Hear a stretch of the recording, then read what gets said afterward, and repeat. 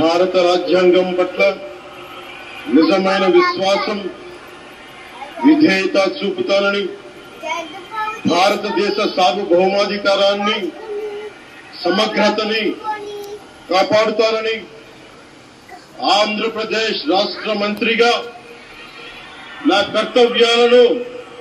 శ్రద్ధతో అంతఃకరణ శుద్ధితో నిర్వహిస్తానని, భయం గాని పక్షపాతం గాని రాగద్వేషాలు గాని లేకుండా రాజ్యాంగాన్ని శాసనాలని అనుసరించి ప్రజలందరికీ న్యాయం చేకూరుస్తానని దైవ సాక్షిగా ప్రమాణం చేస్తున్నాను. నేను కొణిదెల పవన్ కళ్యాణ్ అనే నేను ఆంధ్రప్రదేశ్ రాష్ట్ర మంత్రిగా